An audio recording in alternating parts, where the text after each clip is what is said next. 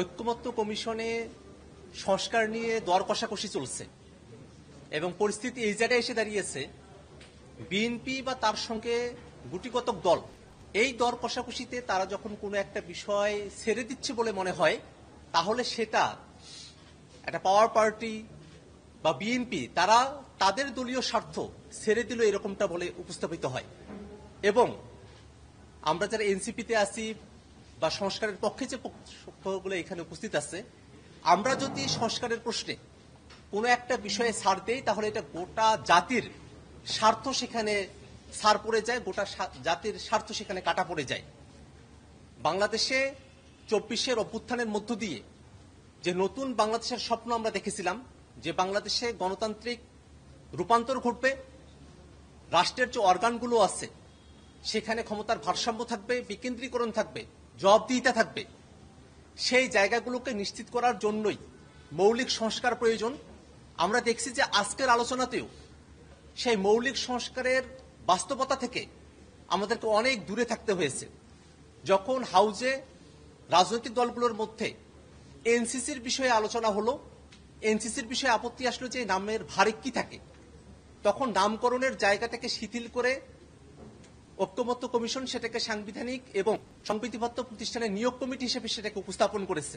কিন্তু তারপরে আমরা দেখলাম বিএনপি এবং তার সঙ্গে গুটিকতক দলের আপত্তির কারণে, বাধার কারণে এই নিয়োগ কমিটি, যার মধ্য দিয়ে আসলে নির্বাচন কমিশন, দুর্নীতি দমন কমিশন, কর্ম কমিশনের মতো প্রতিষ্ঠানগুলো সেখানে নিয়োগ স্বাধীনভাবে সম্পূর্ণ হবে, সেই জিনিসটাকে বাস্তবায়ন করা সম্ভবপর হলো না। একই সাথে আমরা দেখি উচ্চকক্ষের আলোচনা যখন এসেছে, প্রায় সবগুলো রাজনৈতিক দল উচ্চকক্ষে ভোটের অনুপাতে তারা পিআর সিস্টেমে সেখানে প্রতিনিধিত্বের কথা বলেছেন। কিন্তু আমরা দেখলাম যে সেটাও আজকের যে হাউস সেখানে বাধার মুখে পড়েছে। সংবিধান সংশোধন সেটা যেন এক দলের না হয়ে যায়, একটা দল চাইলেই যেন সংবিধানকে সংশোধন করে ফেলতে না পারে, যেটা আমরা অতীতে দেখেছি।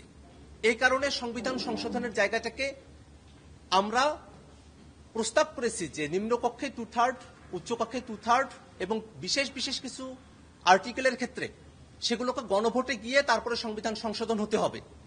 কিন্তু আমরা দেখছি যে উচ্চকক্ষেও 2/3 মেজরিটিতে সংবিধান সংশোধন করা হবে, এই প্রস্তাবের পক্ষেও বিএনপি সহ অন্য কিছু রাজনৈতিক দল তাদের মতামত আমরা পক্ষে দেখছি না। সব মিলিয়ে মনে হচ্ছে যে মৌলিক সংস্কারের জায়গাটা বিএনপি এবং তার সঙ্গে সমমনা কয়েকটি দল তাদের কারণে আসলে আটকে আছে। আজকে ঐক্যমত্য কমিশন এই দলগুলোর কাছে আবার আহ্বান রেখেছে তারা যেন তাদের ফোরামে আলাপ আলোচনা করে এই প্রস্তাবগুলোর সঙ্গে তাদের একাত্মতার জায়গাটাকে তারা পুনর্বিবেচনা করে। আমরাও একই কথাটা বলতে চাই, এত মানুষের রক্তের ভিতর দিয়ে আমরা যে নতুন বাংলাদেশ পেয়েছি, সেই বাংলাদেশে কোনো একটি সরকার ক্ষমতায় এসে নির্বাচন কমিশনকে যাচ্ছে তাই ভাবে ব্যবহার করতে পারবে, দুর্নীতি দমন কমিশনকে যাচ্ছে তাই ভাবে ব্যবহার করতে পারবে, সরকারি কর্ম কমিশন এবং অন্যান্য সাংবিধানিক এবং সংবিধিবদ্ধ প্রতিষ্ঠানগুলোতে তাদের ইচ্ছা মতো, মর্জি মতো দলান্ধ ব্যক্তিদেরকে নিয়োগ দেবে, তাদের মতো করে সেই প্রতিষ্ঠানগুলোকে ব্যবহার করবে, বিরোধী মতকে দমন করবে এবং বাংলাদেশে সরকারের জবাবদিহিতার জায়গাকে নিশ্চিত হতে দেবে না, এমন পরিস্থিতি বাংলাদেশে যারা তৈরি করতে চাচ্ছে তাদের সঙ্গে বাংলাদেশের আপামর জনতার কোনো সংযোগ নেই, তাদের সঙ্গে আপামর জনতা কোনোভাবেই একাত্ম হতে পারে না। আমরা মনে করি যে আজকের যে হাউস, এখানে ঐক্যমত্য কমিশনে রাজনৈতিক দলগুলোর প্রতিনিধিরা আছেন, জনগণের বৃহত্তর অংশ তারা কিন্তু এই রুমের বাইরে অপেক্ষা করছেন, তারা দেখছেন যে মৌলিক সংস্কারের প্রশ্নে কোন দলগুলো কোন পজিশন নিচ্ছে, কোন দলগুলো মৌলিক সংস্কারের প্রশ্নে বাধা হয়ে দাঁড়াচ্ছে।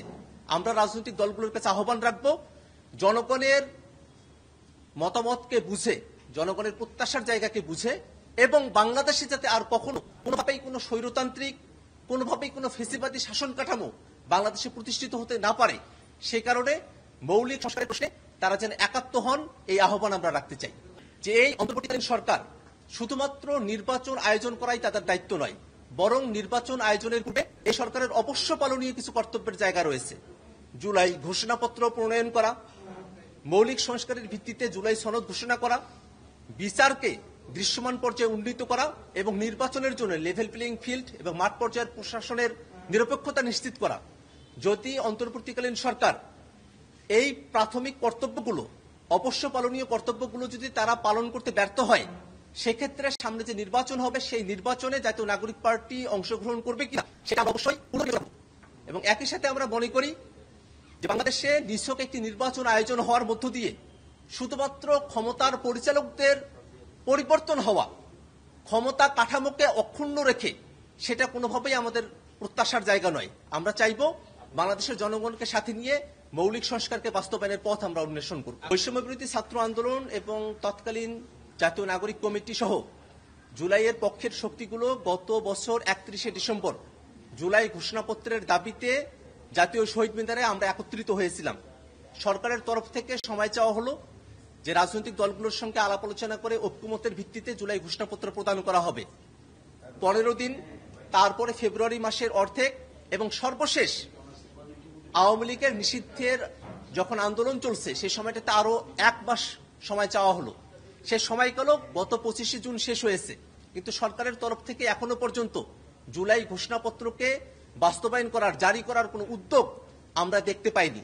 সে জায়গা থেকে আমরা বলেছি যে যদি সরকার এই সময়কালের মধ্যে জুলাই ঘোষণাপত্র জারি না করে, তাহলে জাতীয় নাগরিক পার্টি এনসিপি সহ জুলাইয়ের সকল পক্ষকে সাথে নিয়ে আমরা 3রা আগস্ট জুলাই ঘোষণাপত্র মনে করি যে এই আলোচনার সঙ্গে এই আলোচনার যে জায়গা সেটা হচ্ছে সংস্কারগুলোকে একটা জায়গায় নিয়ে এসে মৌলিক সংস্কারের মধ্য দিয়ে জুলাই সনদকে বাস্তবায়ন করা। জুলাই সনদ এবং জুলাই ঘোষণাপত্রের মধ্যে বেসিক ডিফারেন্স রয়েছে। জুলাই ঘোষণাপত্র 24-এর যে অভ্যুত্থান সেটাকে স্বীকৃতি দেওয়ার একটা দলিল এবং সেটা একটা ডিফারেন্ট ডকুমেন্ট। ওই ডকুমেন্টের সঙ্গে জুলাই যে সনদ বা জুলাইয়ের যে এখানে সংস্কারের জন্য ঐক্যমতের কার্যক্রম চলছে সেগুলো অঙ্গাঙ্গিকভাবে জড়িত নয়, সেগুলো মোটা দাগে ডিফারেন্ট ডকুমেন্ট এবং সেগুলোকে ডিফারেন্টলি এক্সিকিউট করা প্রয়োজন।